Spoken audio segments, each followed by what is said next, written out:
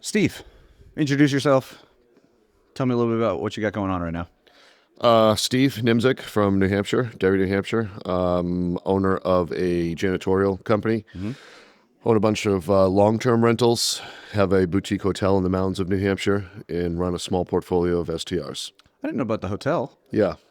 What's the deal with that? Yeah, so we've got 8 cottages up at the base of Mount Washington that overlook Twin Mountain. Okay. And I've got some innkeepers up there that run the staff and do all the turns and stuff like that. Yeah. Wow. How long have you had that for?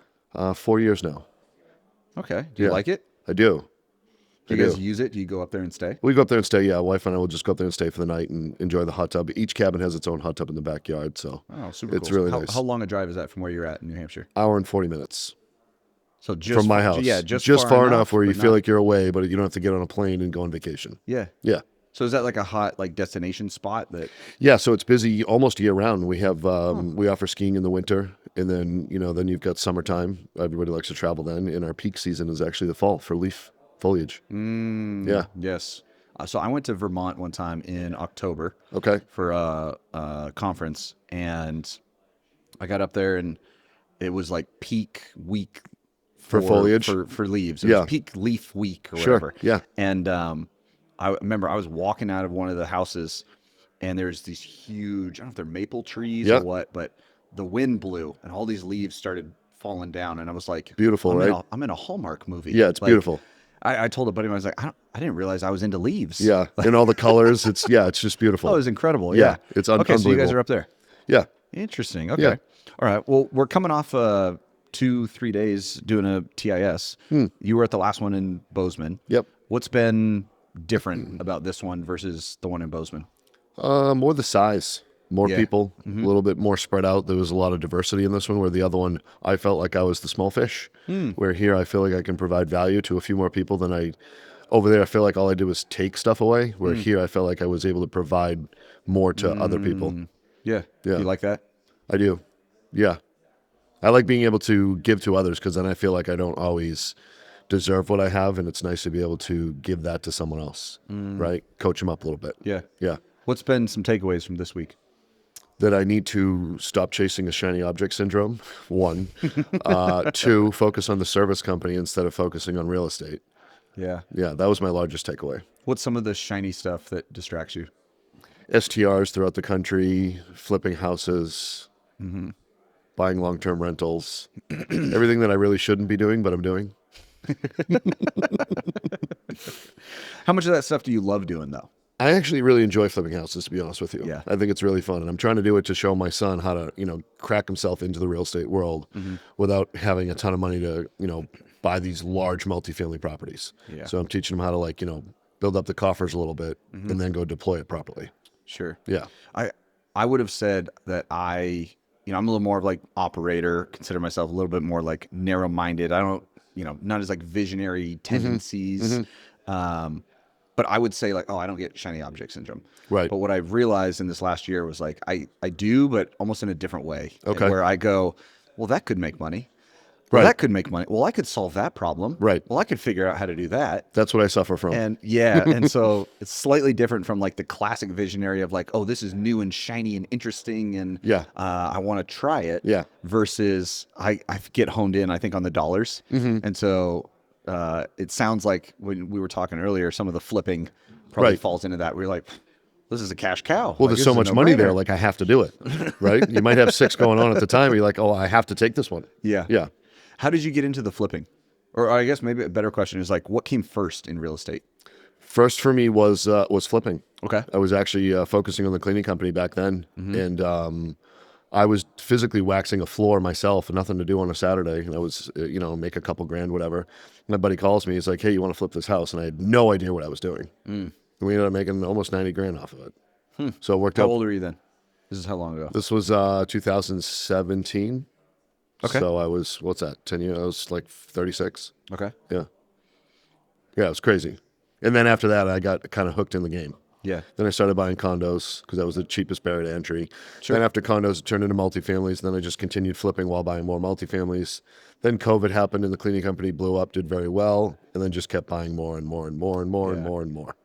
Yeah, you mentioned the lowest barrier to entry. First Yeah. investment property I ever bought was a condo in Maui that was a leasehold. Okay. And the reason I bought the leasehold was because it was in foreclosure. Yeah. We bought it for one.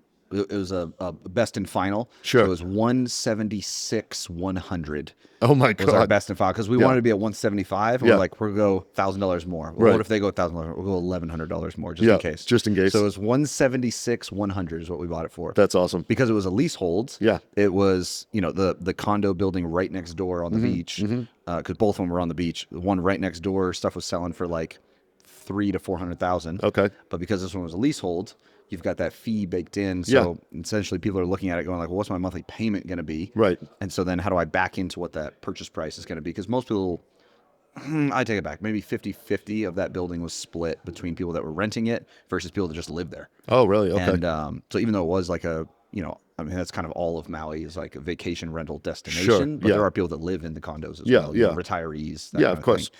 So anyways, we bought it because 176, I don't got to come up with much down payment. Right. Lower barrier to entry. Yes. Exactly. Yes. Exactly. Yes. And what bit me in the butt though was the bank on the leasehold was like, oh, well, you got to put 35% down because it's a leasehold. Because it's a leasehold. Yep. Yeah. And I was like, oh, dang, Yeah. I thought we were, Yeah, thought we thought were we were getting gonna- away with something yeah, here. sure. And then, we ended up doing the rehab. It was 18 grand. Okay. We put it on because it was a foreclosure, needed a bunch of work. Yep. The rehab was 18 grand. We put Okay. it on a 0% interest credit Yep. card. Oh, for the whole rehab? That had an 18-month payback period. Okay. So we just paid $1,000 a month Yep. towards the credit card from Yep. the cash flow From the cash flow of the short-term rental. Nice. And then at the end of 18 months, we refied the whole thing. Yep. I did a burr before I knew what burrs were. Right. Okay. And it was an 18-month burr at the end. So you kept the property? Kept Okay. the property. Yeah. Did the burr and took out the entire down payment. Plus, I think That's awesome. I think we ended up like $5,000 positive on the Right. burr in what we took out, and it still cash flowed. Yeah, it's perfect. And then we sold that during COVID in 2020, and it was the highest sale in the building at Really? like 315 or 310 or something like that. So it all worked out. So it was like, this is great. This is great. But it was that low barrier to entry that got me in. Yeah, it's perfect. Yeah, it totally makes sense. Yeah. Yeah. What's your favorite deal you've ever done? Do you like the flips? Do you like the hotels? Do you like the short-term rentals? Short-term rentals are my favorite because they're more of a lifestyle asset. You know, I can take the family down and we can enjoy the pool and whatnot. So that's Do you more use fun. all of them? No, not Okay. all of them. What But kind of those- markets are you in? mostly Florida. Okay. Yeah. I mean, we've stayed at all of them, but we don't continuously use them all. So when you're like outfitting your short-term rental, do you look at it through the lens of like, well, if I'm staying here, this is what I would want? Or when Yes. you're shopping, I'm like, well, Yes. does this have 4 bedrooms Yes. versus 2 bedrooms? You're Yes, I looking won't at it buy through anything. use. Yeah, I won't buy anything less than 4 bedrooms, 2 bath. Yeah. Because you got to look in, enough space for a family to stay, and I'd outfit it and decorate it and design it the way I would want it to look if I was staying there. Yeah. So we did the same thing. We have a property in Tennessee, and we actually were going to short-term rent it. It's a Okay. 5-bedroom house. I've got 4 boys, right? So Yep. finding a place where we all fit is always a It's a challenge. challenge. Yeah. Yeah. It's like hotels don't work for us. So I got to get 2 adjoining rooms with 2 queen beds in each one. And even then, it's like not comfortable. cramped. It's too packed. Yeah. Yeah. You unfold the suitcase, and it's like, well, now we can't walk through the room. Correct. So the short-term rentals work way better, but we need such a big place. So Okay. in order to get 4 or 5 bedrooms, you're getting into like the luxury short-term rentals. Yes. And I'm like, well, we don't need a luxury. We just need a place to sleep. Right. And that doesn't really exist. That like Oh, more yeah. budget-friendly 5-bedroom type No, of it place. doesn't. I No. make my boys share beds. Yeah. The 2 little ones are 5 and 6. It's like Okay. we put a pillow barrier down the middle. Don't touch each other. Right, And right. and they share a bed. But yeah, to find something that's got 4 or 5 bedrooms and It's then a challenge. yeah, if I need an office to be able Yeah. to take some calls or whatever, now you're getting into the luxury market. And it's like, well, I'm not trying to pay luxury for the short term. So Right. we ended up buying a place in Tennessee going, all right, we can short term this, block out the dates, use it ourselves, that kind of thing. Yeah. And we did the exact same thing. It was like, okay, let's outfit this for what we would want. Right, because you're going to use it. Put a gym in the garage, did the TV in the game room Exactly. upstairs, Yes. right? All the things that we would want, the Yep. layout of the beds. Okay, bunk bed in this room, Yep. king bed in this room, Yep. right? The whole layout. Have a guest room here in case somebody wants to stay with us, Right. That whole deal. And it was working great until we listed it. We're going through the process, get ready to get the To sell it? short term. No, to get the permits, the short term Oh, permits. okay, yeah. And in the meantime, we listed it on Furnish Finder. Okay. And my wife was getting it all furnished, decorated, and everything. And so we were living in it while she was doing that. We also had a flip going on next door. Okay. And somebody reached out We had put it on Furnish Finder, just 30-day minimum stay. Yep. And, trying to not get any attention from the city while we're going through the permit process. And somebody reached out and said, hey, could I rent that for a year Sure you can. at the short-term rental rate? You You can, You sure buddy. can. Would you like to extend that? So that was our That's a home run. our second short-term rental that Experience. ended Yeah. up getting turned into a long-term. At short-term rates. Yes. Yeah. Yes. But it was that same philosophy of going like, okay, what would we want? How would we want Right. to use it? Right. And outfit it that way. And I really like that strategy. To I me, do too. When I forecast, 5 years, 10 years forward, I'm like, how cool would it be to have a place in Tennessee? And my wife loves New York City. Yeah. It's also very expensive to Right. go and try to stay with 6 people, 4 kids. Yes. But a nice condo in New York City to rent. yeah. Be perfect. Yeah. Something in Florida, maybe We something in use- Southern yeah, California. Florida, Yeah. San Diego. I mean, I don't want to own anything in California, Neither but do I. San Diego is such a great jumping off point for us coming from Maui. True. And so we often fly through there. And it's like, how nice would it be to stay at our own place Yeah. as we come through? Yeah. And then, have you ever been up to Coeur d'Alene, Idaho? No, I have not. We went up there last summer for a month. Now, granted, I've got a good friend up there that owns a boat. Okay. And so that definitely kind of like changes your experience Sure. when you go Sure. for one of the stints we did was 3 weeks straight. And we were there for 3 weeks. We were on the boat 19 times. Oh, wow. So definitely changes the experience when that's you're a lot. living the lake Yeah. boat life. Well, that's but fun. it was incredible. It's Yeah. like sun's out till 9 o'clock at night. Perfect. So it's like I could work during the day. It's 85, 90 degrees. Yeah, it's perfect. And it's a lake. So you don't have to, I grew up in the Northwest where everything's saltwater, obviously in the Puget Okay. Sound. Yeah. You take the boat out, you got to trailer it for 45 minutes, launch, park, get out on the water, do your thing. It's grueling. Come back, Yeah. trailer it, rinse it, flush the motors, Yes. rinse it. You're all salty. You got to Yes. shower. Yep. I mean, it's a chore. It is. Man, we go out to Coeur d'Alene. It's like you unhook. It's right on the dock. Oh, it's literally it's at the you valet at the resort. You perfect. walk through. You get on the boat. You unhook 2 ropes. Right. You're out on the water. You're on the water in minutes.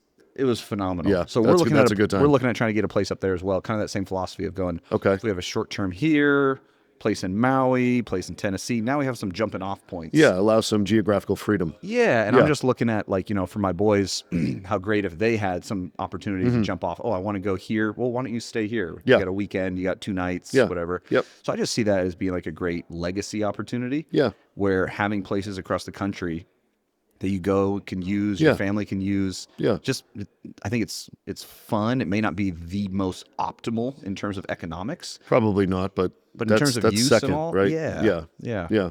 You mentioned geographical freedom. Yeah. We talked about this yesterday. This idea of time freedom, financial freedom, Yep. geographical freedom. Yep. And I feel like you had some good insight on this, but like, what are your thoughts? What jumps out at you when we hit on those 3? Obviously, you can't have 2 of them without the financial freedom, right? So you need that first. Like that's the key metric here. And then it tips the scales. Yeah, it kind of tips the scales a little bit, right? So and then the geographical freedom. I guess that's just really wherever you want to spend your time. Yeah. And Now, the only counter to that is, I think Mike brought it up, is like homeless guy. Homeless guy's got his geographical freedom. He's got his time freedom. He just doesn't have the financial. True. Very true. Very true. I fortunately have the other way around. So financially, everything's stable. Yep. It's just the other parts. I wish I could live more remote in the winter than New Hampshire. Yeah. What keeps you tied? The flips? The flips, yes. It's more the family. Yeah. Liz isn't ready to move away yet for 3 months at a time. Yeah. Our youngest is 19, so he's not really stable on his own yet. So we want to make sure that's stable before we kind of bounce out. Yeah. What's that been like, that transition to becoming empty nesters? It's different. Yeah. It's quiet. So my oldest is 20. He just moved to Thailand, right? So there's nobody at home. So if our youngest son is out either working or going out with his friends or something, it's silence at home. There's nobody rummaging through the fridge, nobody walking around the house asking where the food is. Yeah. Nobody throwing their shoes everywhere. It's just different. What's some of the stuff you noticed? Like, so obviously like the quiet. Like, Yeah. did you notice like your food bill went way down? Or Oh, like, everything went way we down. don't need to have a cleaner once a week anymore. The electric bill went down. Exactly. The cleaner went to bi-weekly instead. The food actually stays where I leave it. If you order a pizza, you can actually have a slice before it's gone. All those things. Yeah. I actually have a spot for my shoes in front of the door instead of not having that spot because he's got a mountain of stuff there. Yeah. Yeah. How often do they come back home? So I haven't seen, my son lived in the Keys for like 8 months. Yeah. Then he came back home for 3 months and now he's in Thailand. So I don't he know. kinda when he's- launched. He launched. He said, Yeah. Dad, get me to Bangkok. And I did. Okay. And he's in Koh Tao right now. So yeah. Don't know when he's coming home. And loving it. And having a time of his life. Yeah. Do you think he'll kind of, I mean, so talking about geographical freedom, like He has he's, that. He's He just- embracing it. He has that. He just doesn't have any money. Yeah. So there you go. There's your example. That's my example. Yes. You started on this side. He started on this side. Yes. We're working Hopefully our we'll way meet in the together. middle somewhere. Yeah. Yeah. Make sure we can find the time. Yeah. Right. Yeah. All right. What about your other son? How do you feel like he's doing on the financial, the time, the geographical? Financially, he's doing wonderful. He's out earning all of his friends. He's a hustler. He's a go-getter. He's witty. He's a good-looking kid. No college for either of these guys, right? No, I gave him both the option. Okay. If you want to go, go. If you don't, I can show you the way how to make money. So I left it all on them. Yeah. What was their, like in their words, why did they choose the path they did? They didn't like school. They don't like rules. And I think that's growing up in an entrepreneurial environment. I don't really conform to anybody's rules. I kind of do things my way. And if you don't like them my way, then I don't work with you. And they've seen that all growing up, right? So they see the ability of me staying home on a Tuesday, or me watching a movie with them, or me coaching their football team or their basketball team or their baseball team. I was always there. So they knew no different. Like they don't know what it's like to have a 9 to 5, go punch a clock type of job. Mom and I were always home, you know? How was that? Did you have good like work-life boundaries, or did work bleed over? Was that okay? Like, did you have any judgment against that? Would you do it different? I wouldn't do it different. No. The only thing is at the beginning when I started the janitorial company, I did work a lot. Yeah. So I wasn't home a lot. Yeah. How old were the boys at that time? That was in 2009. So they they were what? They were born in 05. So they were 4 and 5. They were little. Yeah. So at the age where I couldn't quite coach them yet. So I don't think they don't realize that I wasn't home that much now. Gotcha. So I think it wasn't an impact. That's why I say I wouldn't change anything. Yeah. But now, I mean, since we've grown that, with employees and everything, I can spend more time at home. Yeah. Now I get to spend more time with my wife, which is, I love it. I think it's great. We're like best friends. We literally spend 23 of the 24 hours together. Like I haven't been home in 10 days and I'm missing her so much. Sure. You know what I mean? That's great. Yeah. It's So good. one of the things I love spending time with you is like, my wife and I always ask this question whenever we hang out with other couples or meet other couples. It's like, do you think he loves her? Oh, right. And do you think she respects him? Yeah. Yeah. And I had the privilege of meeting your wife a few weeks ago up in New Hampshire. Yeah. And it was just like, you could just tell like She loves me. the chemistry you guys have Yeah. and like the affinity towards each other Yeah. and the mutual respect. And Of course. it's like, Of course. It was just special to see. And your son was there also. So That's to right. You see, did. like, You met him too. Yep. To Yeah. see the family dynamic and all that. Yeah. I think it's really, really cool because it like overflows. Yeah. You can see the way that you prioritize. Well, it's and- being genuine, right? live And I your think life. everybody should do that. Yeah. If you don't, you shouldn't be in these type of rooms. It's my opinion. So I've got a similar experience. My older boys were 4 and 5. Okay. My background is I ran car dealers. Okay. Or dealerships, and my older boys were like 4 and 5 and worked a lot. Yeah. Gone, sometimes before they wake up, Majority of the day, right? home, and they're already in bed. Yeah. And so, typically you're eating 3 meals a day at work. Right now we live the opposite lifestyle, back to like our financial time and geographical freedom thing. Right.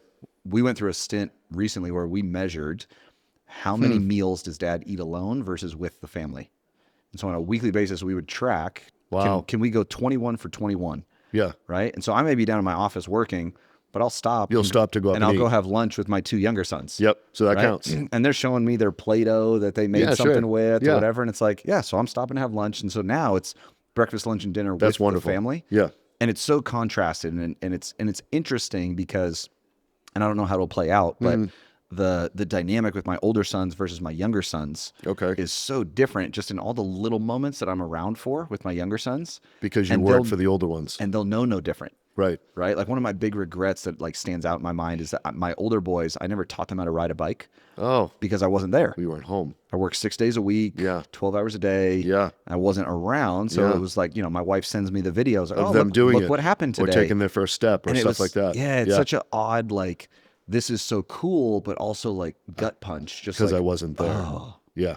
And that for me was when I had to kind of like address some of that, man, the time freedom part. I don't think I'm giving it enough attention or intention and credit. Okay. What was the flip for you when you went from I'm working a lot Yep. to where you're at now, where you're, hey, I'm a 8 out of 10 or 10 out of 10 in all these things? Yeah. Where was the pivot? I think it's just the time. You want to spend time with them because there's only a finite amount of that you can do. I think I read a statistic that by the time they're 18 years old, you've spent 90% of your time with them. And I didn't want that to continue. Yeah. Well, man, you got slapped in the face with that with the older one. He just took off. Gone. Bye, Dad.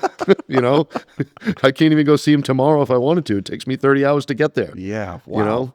But yeah, I mean, that's kind of it. You just want to spend as much time as you can with them for as long as you can with them and let them really be taught the right thing to do, just to be men, be a good human. Was the catalyst the business? Was it an age that the boys were? Like, what was the business had gotten to a point where we were able to put in some management in place and kind of I stepped away a little more. Yeah. And then my wife ended up coming into the business and she took a little bit of the operations role. Okay. Which really helped out a lot. And then we were both able to spend time. I mean, we were always on the phones, texting, calling, whatever, but at least we were present in their lives. Yeah. We use this phrase, I'm part of a mastermind, and the dynamic they call it is it's integration, not balance. Yeah, exactly. We're not trying to balance these things and keep them at ends. We're trying to go, no, we're going to allow these to integrate in a healthy dynamic where, dad can be on the phone for a work call on a Saturday. Correct. But it's because he can also sit down and have lunch with you on a Tuesday. Correct. And so there's a appreciation for that integration. Yeah, a lot of people talk about that work-life balance. There really isn't a work-life balance. That's a great word, integration. Yeah. That's a great word. Yeah. So the business got to a point where it was feasible. Was it more so the systems that allowed you to do so, or was it like a key hire that allowed you to be able to free up a little bit of the time? I guess it was system-based as well. Okay. Yeah. I mean, once you get a certain, and it's just time, right? We have reoccurring contracts. So once you build up enough of those, So the maturity of the business. the maturity kind of allowed for more time freedom. Yeah. And then I just stepped away a little more and more and more. With a little bit of systems helping back it. Yep. Yeah. That's one of the things I'm really passionate about, because I think the benefit that, like, I would argue it's like indirect, right? Like when I consult for a company and they ask for operations and revenue-based help, the thing that I love seeing is when they get freed up and to do something else. Exactly. Yes. And they're able to lean into the integration and the family. And it's like, this wasn't the direct impact of why you brought me in to help. Right. But the indirect impact, is massive. Yeah. I had a client text me the other day. He sent me a selfie. Yeah. He said, I'm getting on a plane. And he sent me the picture and it was with his kids. Wonderful. Getting on a plane for the first time in 10 years where I'm not worried about my properties and my tenants. Right. And it's where everything isn't going to burn down. Right. Yeah. Or I'm going to be getting phone calls. Right. Or distracted. Right. And so I can go and take my kids to a basketball game in another state and not worry. Have an experience that's going to make a memory. Yeah. And they're going to remember dad being present and being around and able to say yes to this thing. That must have made you feel so good. Oh, dude, like those are the kind of things where I'm like, that's the piece that I love. Yeah. Sure, the business is growing and now we're set up that he's going to be able to double the company in the next 12 months and all these things but that's working. business stuff. That's not that fun. No. It's the other stuff that those really are the makes X's a and difference. O's, but that's the other stuff that like makes you like feel good. Right. That's exactly. like, this is actually moving the needle for people. Yeah. Yeah. And it's funny because when that needle gets moved, the rest of it tends to get moved even more. Yeah. Right? Because then you're pouring into it because you want to, not because you have to. Yeah. There's a big difference there, right? I want to do the real estate. I don't have to do the real estate. Yeah. And I think by default, I'm doing better over there because I'm enjoying it. You know? Yeah. Yeah. We did an exercise yesterday talking about the impact of what you would do, right? And we honed in on kind of like the finances to say, hey, if we 2x the business versus we 10x the business, what really changes, right? In your and really in like your personal life, right? What really is the difference? And you had some great perspective, I think, on the impact that you're chasing. And I see you live this out. One of the things I always pick up on when it comes to people's like individual gifting and identities and skills is like, what's the thing that they can't help but do?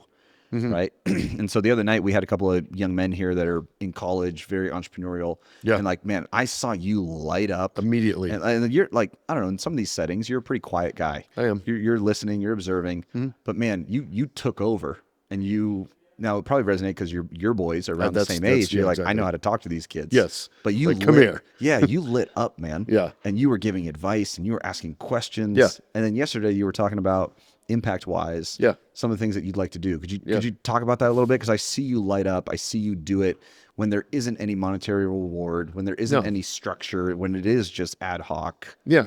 So the 2x, obviously, there's really no impact, right? When you get to 2x. Yeah, it doesn't really move the needle for The you. 10x will move everybody's needle, right? But what are you going to do with that? So what I would like to do is have a networking group that's geared towards young entrepreneurs, kids that are in their late teens to maybe 30, Yeah. and really drive home of how to become your own boss, how to build a company, how to network with the right people, how to choose this path in life instead of choosing the other path in life. Betting on yourself, in the words of Michael Ketchen. Yeah. That's what I want to do. That's what I want to give back to the younger generation. Yeah. I never had that, right? So I want to pay that forward. I feel like I know a lot about a lot, but I don't know how to hone that in. And I think if I can just like shotgun that out to as many kids that will listen to me, if I can impact 2 or 3 lives, I've won. Yeah. Well, Well, and I see you living that out already. yeah. Well, thank you. Like when again, I'm pretty humble, so sometimes I don't realize that like what I'm doing Yeah. until you call it out. yeah, it's Like even when I was talking to the kids, the boys, like I didn't realize it came out that way, but you can clearly see like that's what I enjoy doing. yeah, Yeah. the phrase always comes to mind. It's like it's the thing that you can't help but do. Yeah. And Yeah. it was so obvious. It was Yeah. like, oh my gosh, Steve's gonna he's gonna stand up. He's Yeah. gonna break the chair. He's gonna burst Yeah. if he doesn't get to say something here in a second. Yes. And I think I did stand up. Yeah. Because Mike was talking to him. I think I did do that. And even Chad said to me afterwards, he's like, thanks, man, for talking to the kids like that. Yeah, yeah. was like, Because I think as Of course, no problem. yeah, like as a dad, it's so much different when another man can speak into some of the advice and situations and what they've seen Yeah. play out, and Yeah. it just helps reinforce Yeah. some of the things that they've maybe already heard, but they're like, oh, it's not just dad preaching this. There's at me. another guy Yeah. saying the same thing my dad told me. There must be some validity to this. Yeah. Yeah. Man, okay, what are you working on right now? What do you got going on? Right now we got 4 flips going on back at home. Okay. What else I got working on? I got buying a commercial building in a couple of weeks, closing on an 11-unit complex in a couple of weeks as well. And then once all that dust clears, I'm going to focus on the service-based company. Yeah. Yeah. Anything you need in the immediate future? Just some clarity.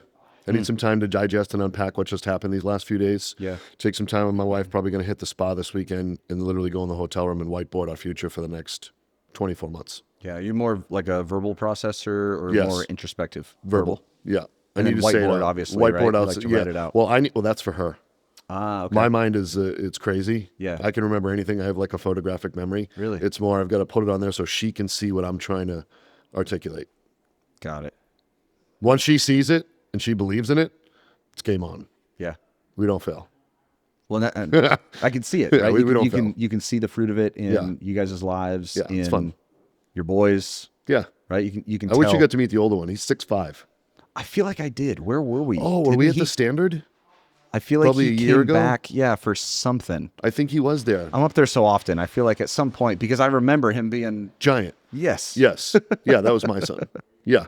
So you did meet him. I feel like I did, unless Yeah. it was the other one. No, because he's not as tall. He's only 6'2". But the older one's got long hair. Long hair. I feel Yeah, like I did, unless maybe it was just a picture, like when you were down in Florida or something. Could have been. Yeah. I don't know. He'll be in a TIS one day. Yeah, yeah, he will. Yeah. Awesome, man. Yeah.